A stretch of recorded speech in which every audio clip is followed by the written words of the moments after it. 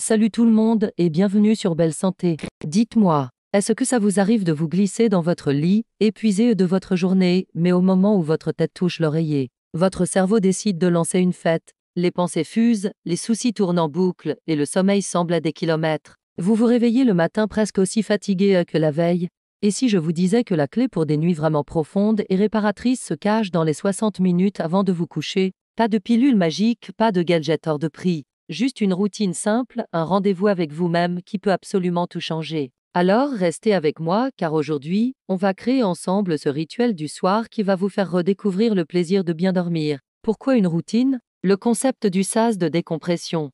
Vous voyez, notre journée, c'est un peu comme une course. On court partout, on gère le travail, la famille, les imprévus. Notre cerveau est en mode alerte permanente. On ne peut pas simplement appuyer sur un bouton off et s'endormir instantanément. C'est comme essayer d'arrêter une voiture lancée à pleine vitesse en percutant un mur. C'est brutal et ça ne marche pas. Le cerveau a besoin d'un sas de décompression. Il a besoin qu'on lui envoie des signaux clairs pour lui dire « c'est bon, la journée est finie. Tu peux te calmer maintenant. » On passe en mode repos. Et c'est exactement à ça que sert une routine du soir. Ce n'est pas une corvée de plus à ajouter à votre liste. Non, voyez-la plutôt comme le plus beau cadeau que vous puissiez vous offrir. C'est votre moment. Votre transition douce entre l'agitation du jour et la tranquillité de la nuit. Alors, comment on construit ce fameux sas de décompression? C'est plus simple que vous ne le pensez. On va y aller étape par étape, en douceur. Les étapes de la routine, le chemin vers le sommeil, la première étape, et c'est la plus importante, le coucher de soleil digital. 1 heure avant d'aller au lit, on décrète un couvre-feu pour tous nos écrans. Téléphone, tablette, ordinateur, télévision. Tout s'éteint. Je sais, c'est difficile. On a l'habitude de scroller jusqu'à la dernière seconde. Mais pensez à ceci, la lumière bleue de nos écrans est comme un grand soleil artificiel pour notre cerveau. Elle lui crie « c'est le jour ». Reste éveillé. Elle bloque la production de la mélatonine, qui est l'hormone du sommeil. C'est un peu comme essayer de s'endormir avec quelqu'un qui vous éclaire le visage avec une lampe de poche. Alors, 1 heure avant, on dit au revoir au monde digital. Qu'est-ce qu'on fait à la place? On peut mettre une musique douce, écouter un podcast relaxant, ou simplement ne rien faire. Juste savourer le silence. C'est à ce moment-là que la magie commence vraiment. Ensuite, on prépare notre cocon. Votre chambre ne doit pas être juste l'endroit où vous vous écroulez de fatigue. Elle doit être votre sanctuaire, votre douillet. Baissez les lumières. Utilisez une petite lampe de chevet avec une lumière chaude et tamisée. Si vous aimez, allumez une bougie parfumée à la lavande ou à la camomille, en faisant bien attention bien sûr. L'idée, c'est de créer une atmosphère qui invite au calme. Une douche ou un bain chaud peut aussi faire des merveilles. La chaleur détend vos muscles et la légère baisse de température de votre corps en sortant envoie un autre signal puissant à votre cerveau qu'il est l'heure de dormir. C'est un vrai rituel de purification qui lave non seulement votre corps, mais aussi le stress de la journée. Maintenant, on va s'occuper du corps. On va dénouer les tensions. Pas besoin de vous lancer dans une séance de sport intensive, au contraire. On parle ici de quelques étirements très doux. Imaginez que votre corps a accumulé des petits nœuds de tension tout au long de la journée dans le cou, les épaules, le dos. Le soir, c'est le moment de les défaire délicatement. Asseyez-vous confortablement, étirez doucement les bras vers le ciel, penchez la tête d'un côté, puis de l'autre. Faites des cercles lents avec vos épaules. Rien de compliqué.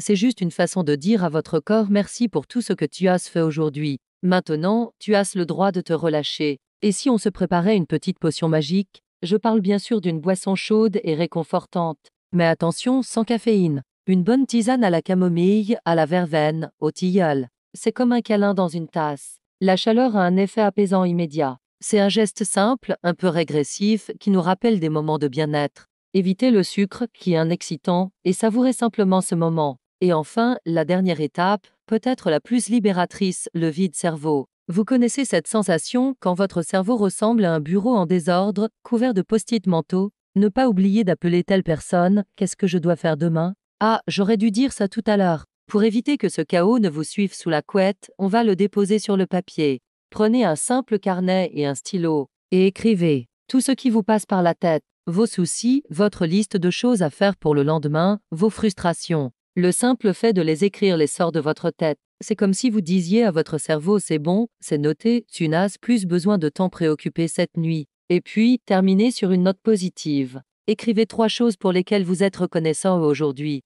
Ça peut être tout simple, un rayon de soleil, un bon repas, un sourire échangé. Ça change complètement votre état d'esprit avant de fermer les yeux. Voilà, la routine est posée. Ça peut sembler beaucoup au début, mais ne vous mettez pas la pression. Le but n'est pas la perfection, c'est la progression. Choisissez une ou deux choses dans cette liste pour commencer ce soir. Peut-être juste éteindre votre téléphone 30 minutes plus tôt et vous faire une tisane. C'est déjà énorme.